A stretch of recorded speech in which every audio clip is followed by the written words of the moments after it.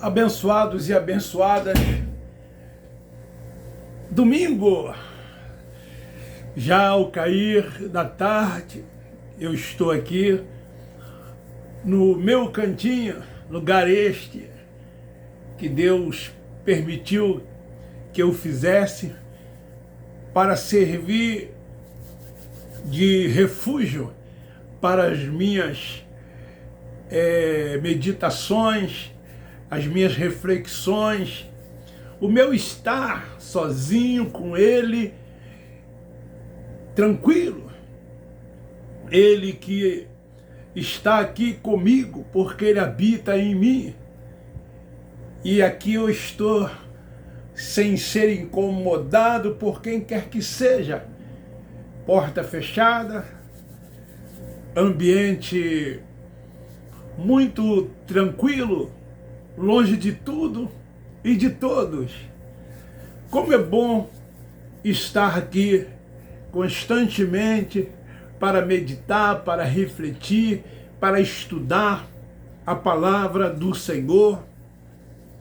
Enfim, eu quero agradecer aos novos inscritos, aos antigos, que já se inscreveram há mais tempo, a você que divulga, a você que compartilha, a você que apenas visualiza o meu vídeo, meu muito obrigado. Eu amo a todos vocês. Queridos, eu quero hoje fazer uma reflexão juntamente com cada um de vocês que irão assistir esse vídeo, pois os meus vídeos são gravados. Eu ainda não faço ao vivo, mas estou caminhando para isso. Quem sabe um dia chegarei a um patamar dos outros ministros do Evangelho e da Graça de Deus que fazem os seus vídeos ao vivo. Quem sabe um dia eu chegue lá. Mas enquanto isso, vou continuar gravando e depois coloco no meu canal, e assim as pessoas vão visualizando, vão assistindo, vão divulgando, vão compartilhando, e o número de inscritos vai aumentando cada vez mais, porque a intenção é que muitas pessoas sejam alcançadas por este Evangelho da graça de Deus. Nós vamos continuar pregando o Evangelho da graça de Deus, porque nós cremos neste Evangelho revelado ao apóstolo Paulo, pelo Cristo ressuscitado. Ultimamente, em alguns canais, há pregador dizendo que a graça não existe mais, que a graça acabou, enfim, vários posicionamentos a respeito disso. E eu não entro em debate e não quero aqui também gravar algo para contestar aquilo que esse pregador está dizendo. Eu ouço todos, assisto todos, faço as minhas análises, tiro as minhas conclusões e vou seguindo em frente, tocando meu barco, acreditando naquilo que eu tenho recebido através do Espírito Santo que habita no meu espírito, e junto nós vamos prosseguindo, crescendo no conhecimento e na graça de Deus, e trazendo sempre uma mensagem de edificação para os nossos ouvintes. Nós não queremos confundir a mente de quem quer que seja. O Evangelho revelado por Cristo a Paulo é um Evangelho simples, um Evangelho fácil de se entender, fácil de se compreender. Mas há quem complique isso, há quem, sem estar até mal intencionado, eu quero acreditar assim, complicam este Evangelho da graça de Deus. E aí eu tenho até lido alguns comentários nesses canais e as pessoas estão dizendo que estão confusas, estão perdidas, já não estão entendendo mais nada. E é assim que as coisas estão acontecendo. Mas, queridos, fique tranquilo, fique em paz. Você é um abençoado, você é eleito, você é salvo. Salvo na mente, entendeu?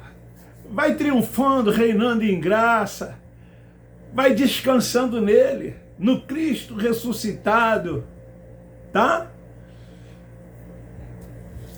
Sobre o tema, tenho que ter um pastor, um templo, senão não sou salvo. É sobre isso que nós vamos falar. Queridos, nós somos a igreja espiritual, a igreja invisível, a igreja de Cristo. Cristo é o cabeça dessa igreja, o corpo de Cristo, e ele é o cabeça desse corpo.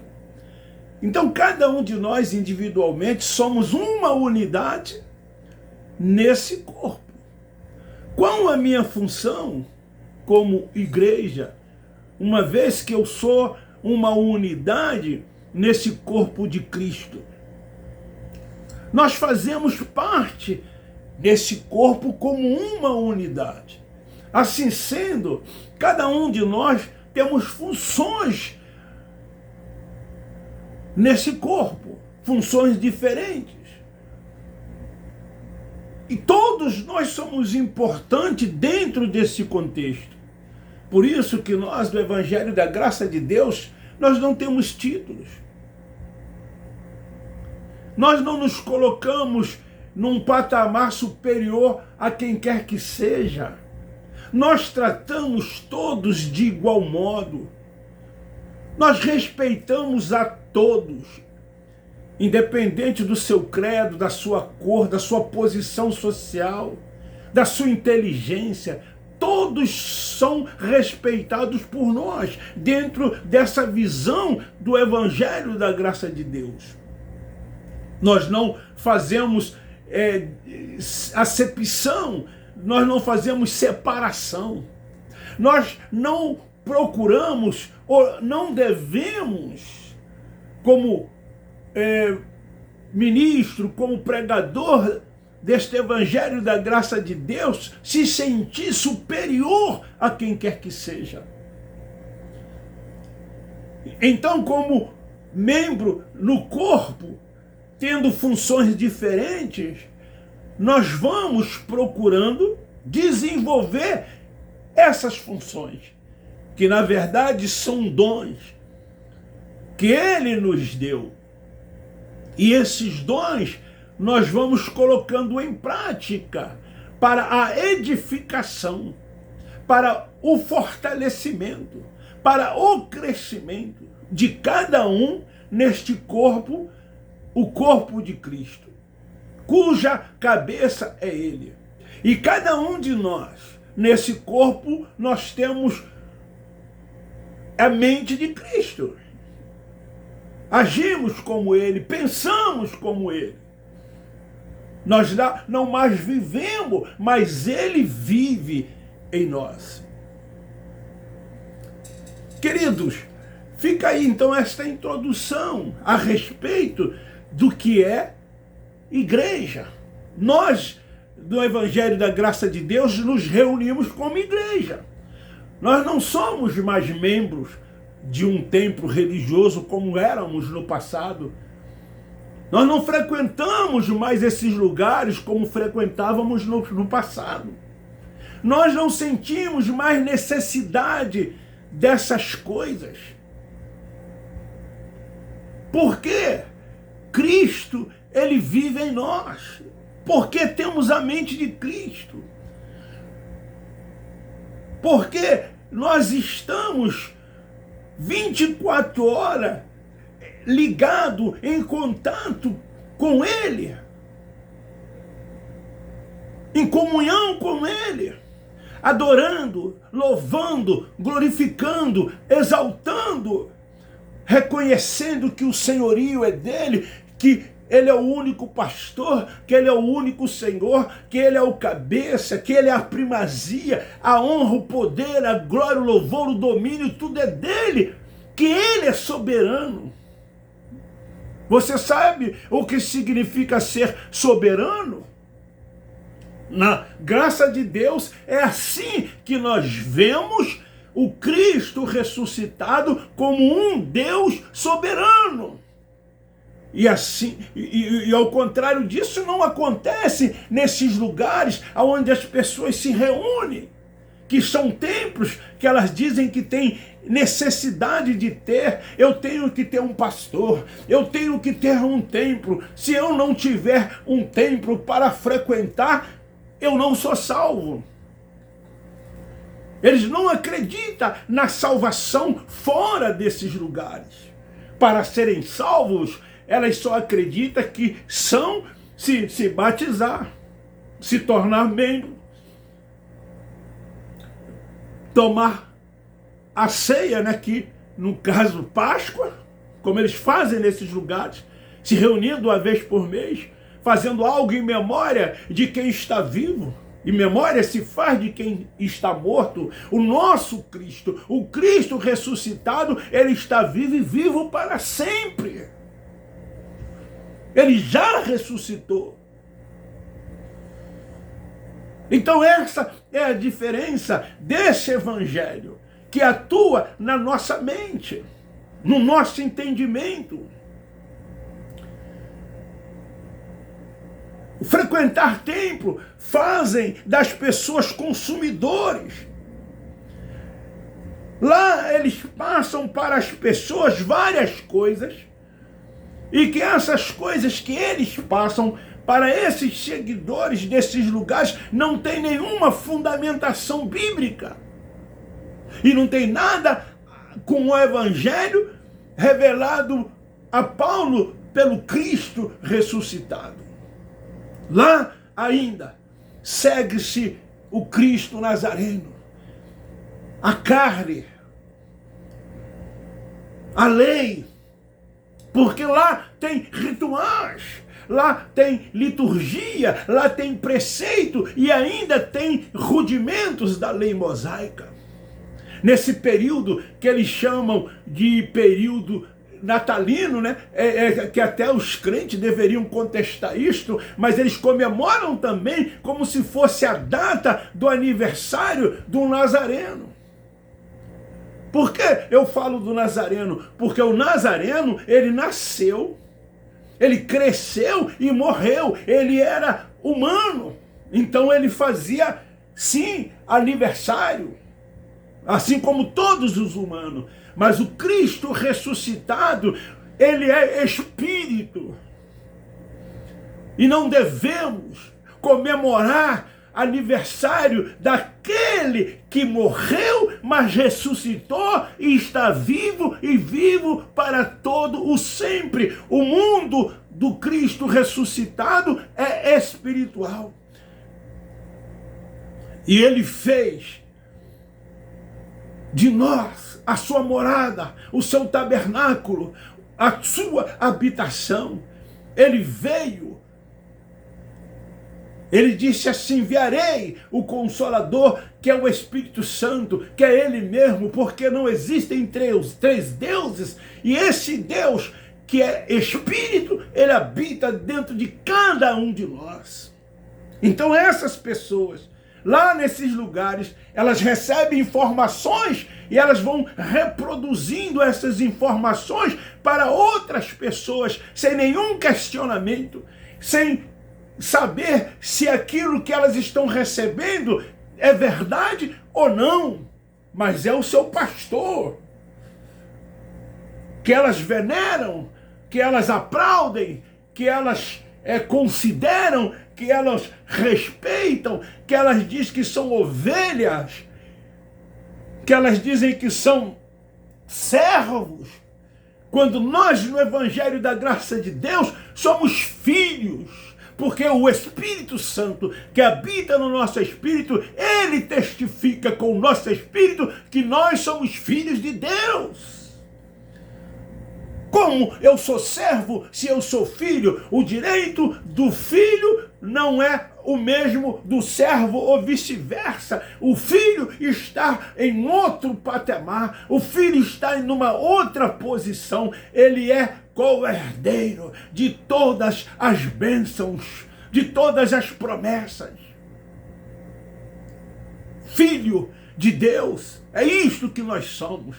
Mas nesses lugares, chamado de igrejas, né, que na verdade são templos, lá eles são servos. Você já parou para pensar nisso? Lá eles são ovelhas.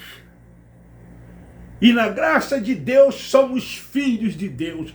Quando eu digo que lá eles são, eu quero dizer que eles lá são chamados, mas eles também são filhos de Deus. Apenas a mente está cauterizada, atrofiada, os olhos fechados, o véu ainda está sobre a mente de cada um deles, então eles não conseguem enxergar a posição de verdadeiros filhos de Deus, mas eles são também filhos de Deus, não vivem como filhos de Deus, mas são filhos de Deus. A graça mostra, a graça nos faz enxergar que temos que viver como filhos de Deus.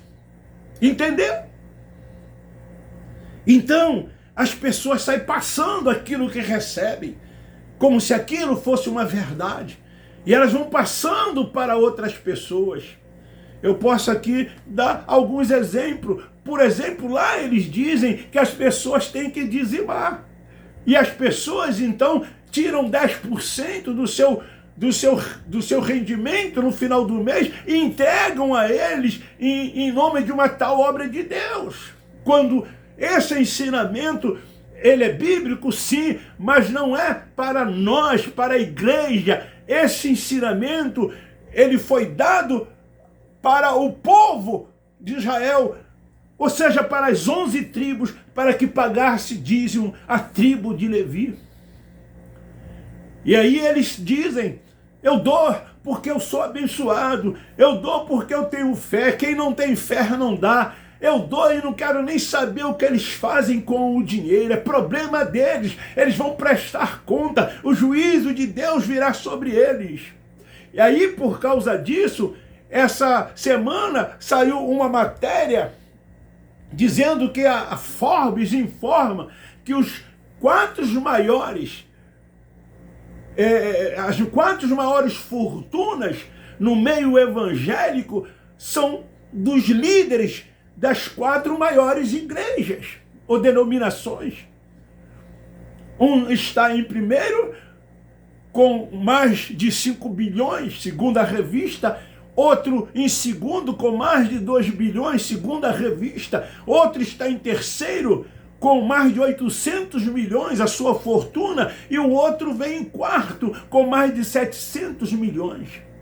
Tudo isso fruto desses 10% e dessas ofertas dadas ao longo desses anos nesses lugares chamados templos. Nós nos reunimos como igreja. Por isso que nós não frequentamos os templos. Nós não temos um homem como nosso pastor. O nosso pastor é o Cristo ressuscitado, que é o cabeça desse corpo, e que nós somos uma unidade nele, e nesse corpo nós desenvolvemos funções. Querido, se tornou uma tradição dizer, tenho que ter um pastor, tenho que ter um templo, tenho que frequentar esse templo, senão não sou salvo. As pessoas acham, acreditam que são salvos porque são membros, porque se batizaram, porque frequentam esses lugares. Elas não querem saber de mais nada, o importante é isso. Aceitar Jesus, ser membro, participar da ceia e se batizar. Aí elas estão salvas. Salvação para elas é isso. Quando nós encontramos pessoas, a primeira pergunta que eles nos fazem é essa: você está na igreja? Qual é a sua igreja? Você ainda está na igreja? Eu encontrei certa vez um pastor que ele parou o carro perto de mim, eu estava com minha roupa de caminhar, e aí ele estava com o seu filho, ele disse assim, Levi, eu ainda sou crente. E eu entendi o porquê que ele disse aquilo para mim. Porque ele sabe que eu rompi com o sistema religioso. E eu estava ali caminhando na rua com traje com veste de caminhar, de correr. E para eles, né, principalmente os assembleanos, isso é um escândalo. Por isso que ele me disse, eu ainda sou crente. É comum perguntar qual é o seu pastor. Qual é o seu pastor? Qual a sua denominação? Onde é a sua igreja? Os religiosos, eles não creem em salvação sem essas ligações. Eles não acreditam que você é salvo se você não tiver, se você não cumprir esses rituais. Rituais de ter um pastor, rituais de frequentar um templo, rituais de estar membro nesses lugares. Eu mesmo, como muitos, um dia pensei ser assim. Eu pensei também ser assim. Eu também perguntava assim. Mas eu estou falando de um passado distante. Eu acreditava também, como muitos desses acreditam. E valorizava muito isso. O domingo para mim, meu Deus do céu, eu não ia para canto nenhum. Eu não saía com a minha família. Eu não visitava amigos. Era levantar de manhã, ir para a escola bíblica dominical. Voltava de lá, almoçava, ia para o ar livre. Voltava do ar livre, ia para a reunião à noite. E chegava em casa 10, 11 horas da noite. Domingo do Senhor. E se eu não fizesse aquilo, eu carregava comigo um sentimento de culpa, como muitos ainda o carregam nos dias de hoje. Se eles não fizerem isso no dia de domingo, que eles chamam de dia do Senhor, eles têm sentimentos de culpa. Esses lugares são muito valorizados. Eles chamam de igreja. No catolicismo romano, que é a igreja mãe, aspas, lá eles dizem assim, eu nasci nessa religião e vou morrer nessa religião. E assim também não tem sido diferente para as ramificações, para aqueles que vieram de lá, através da reforma por Lutero, quando muitos deixaram aqueles lugares e se tornaram protestantes, eles também dizem assim, eu nasci e vou morrer na minha denominação. As chamadas igrejas, nas chamadas igrejas evangélicas, é assim que muitos se comportam. O que faz essas pessoas frequentarem esses lugares é o medo que essas pessoas têm do diabo. Porque eles criaram Satanás como um ser espiritual, que atormentam a vida das pessoas. E tudo que o homem faz de errado na carne, porque o diabo é a nossa carne, eles atribuem a Satanás. É o diabo quem fez. Ah, eu não vigiei, o diabo me usou. É assim que eles lá ensinam, e é assim que as pessoas acreditam. Medo de irem para o inferno, porque o inferno também foi criado como um lugar de tormento, como um lugar aonde o fogo nunca se apagará, e todos aqueles que não aceitarem a Jesus, que não se batizarem, que não se tornarem membro desses lugares, vão para o inferno, porque lá eles dizem assim, lá eles ensinam assim. Cuidado, irmão. Cuidado, irmão, vigia, senão tu vai para o inferno. E as pessoas têm medo desse inferno. Quando inferno, tanto na tradução do hebraico quanto do grego, Sheol e Hades significa sepultura.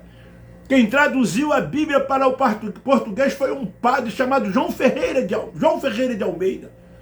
A Igreja Católica tinha interesse que as pessoas acreditassem nesse inferno criado por eles, nesse Satanás criado por eles, porque só assim as pessoas se tornariam presas desses alçapões, presas desses lugares, assim como muitos são presas desses lugares porque tem medo do inferno, porque tem medo de Satanás. Raramente você vai encontrar um lugar que durante essas reuniões não se fala nisso. A maioria deles só se fala nisso. Diabo, inferno, diabo, inferno.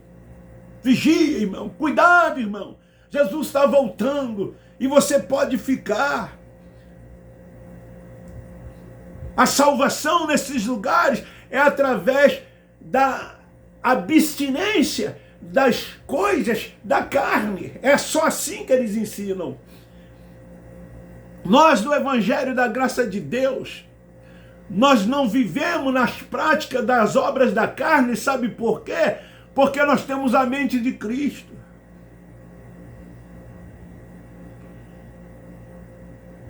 Porque nós vivemos e andamos por fé, crendo nele.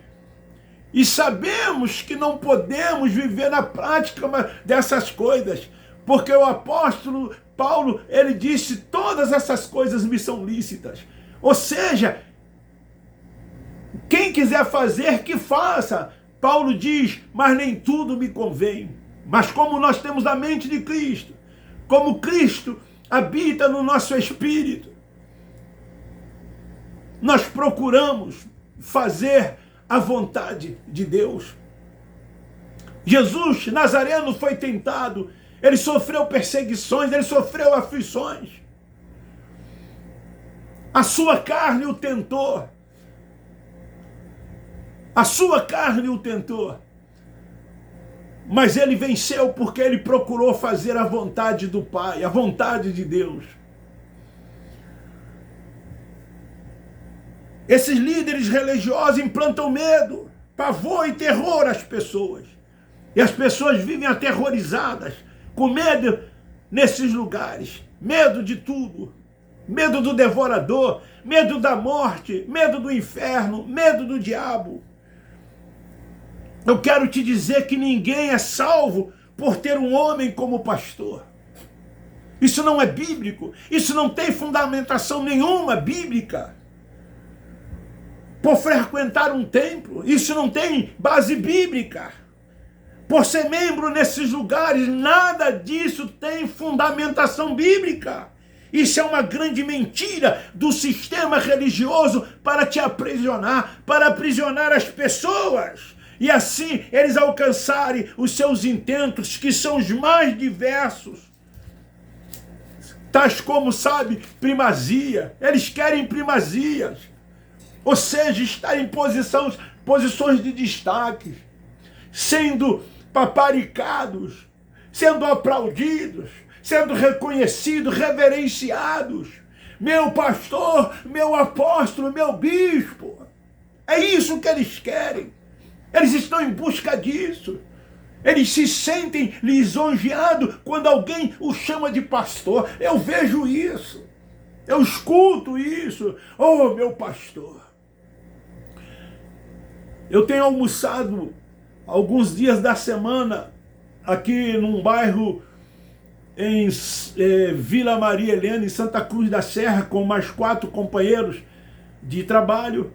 E o dono desse restaurante é um pastor, ele está lá todos os dias. É o pastor e a pastora.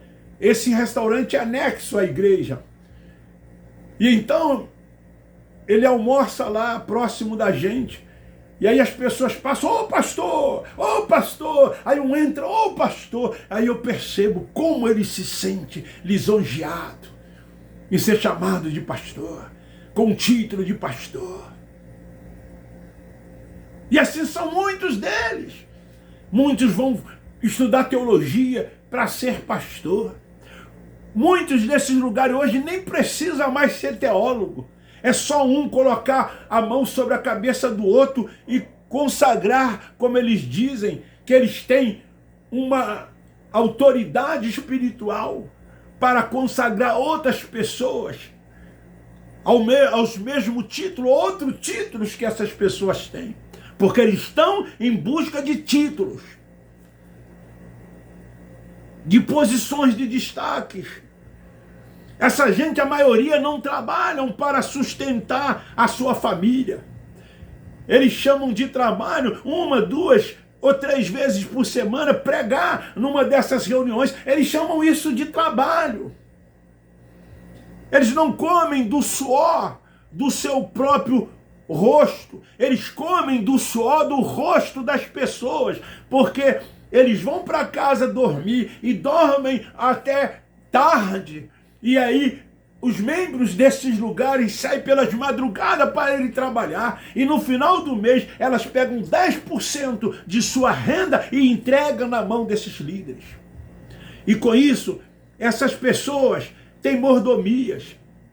Essas pessoas têm bons planos de saúde. Esses líderes têm melhores escolas para seus filhos. Os seus filhos não estudam em escola pública, estudam em escolas particulares e nas melhores escolas. Muitos dos seus filhos vão estudar no exterior. Como eu conheço filhos de pastores de grandes igrejas que foram para os Estados Unidos, foram para Portugal e outros países da Europa estudarem, se formarem.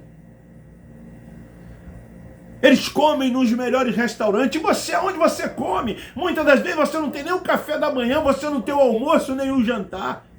Não tem uma boa mistura para acompanhar o arroz e o feijão. Mas eles comem nos melhores restaurantes, nos melhores lugares. Eles, as suas famílias e aqueles que fazem parte da cúpula. E você, pare, acorde, desperte. Desperte. Pegue esse dinheiro e reparte para com os necessitados, reparte para com os pobres, ajude alguém da sua família. Você tem parente, você tem alguém da sua família que precisa, que necessita. Investe na sua esposa, investe nos seus filhos, investe em você mesmo.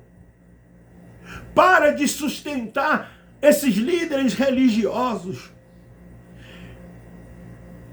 Se baixasse uma lei que a partir de hoje, em todas as instituições religiosas, fosse elas quais forem, não pudesse mais recolher dízimos e oferta, a maioria deles abandonariam esses títulos que eles têm, não queriam mais saber. Porque eles têm seus interesses, as suas conveniências. Eles têm os melhores carros, casas de praia, viajam pelo Brasil e pelo exterior.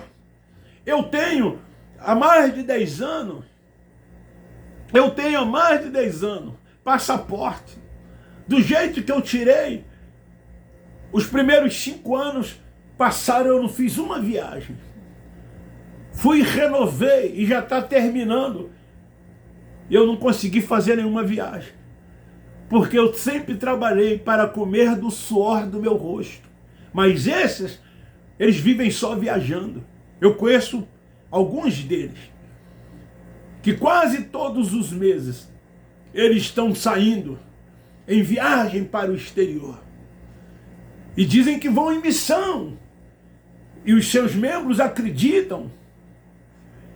E lá eles ficam 10, 15, 20 dias, pago com dinheiro desses lugares. Pago com o dinheiro dos membros que contribuem. Os seus passaportes já não têm mais lugares para carimbar, de tanta viagem que eles fazem pelo exterior. Desperte, povo, acorde, sai dela, povo meu. O seu pastor, o seu Senhor é o Cristo ressurreto, é o Cristo ressuscitado. Ele habita em você, você é a sua morada. Você é filho de Deus, viva como filho, desperte, acorde, você é salvo, você não precisa de cumprir nenhum ritual, nenhuma liturgia, obedecer preceitos dos homens, praticar rudimentos da lei, fazer todas essas coisas que eles dizem e ensinam que você tem que fazer para você ser salvo. Você é salvo. Você é salvo Ele te escolheu primeiro, Ele te amou primeiro. Permita que o Espírito Santo de Deus que habita no seu espírito possa testificar com o seu espírito que você é filho de Deus, e então você passará a ter certeza, convicção de que você é um verdadeiro filho de Deus, dirigido e guiado por Ele, e que você é salvo, e que a qualquer momento que a morte vier, você não está nem aí para ela, porque você sabe que a matéria voltará ao pó, mas o Espírito que está em você, ele voltará para Deus num corpo glorioso, semelhante ao corpo dele, e assim você estará para sempre com ele. Tenha essa certeza, tenha essa convicção. Ele te amou primeiro, ele te escolheu primeiro. Ande em graça, reine e triunfe, cresça na graça e no conhecimento e descansa nele. Fica aí esta palavra para a sua reflexão. Você não precisa de um pastor, você não precisa de um templo, você não precisa estar preso a esses lugares. Você é a igreja, reúna-se como igreja. Faça a obra de Deus, permitindo que as pessoas vejam Cristo em você. Faça a obra de Deus, amando o próximo como a você mesmo.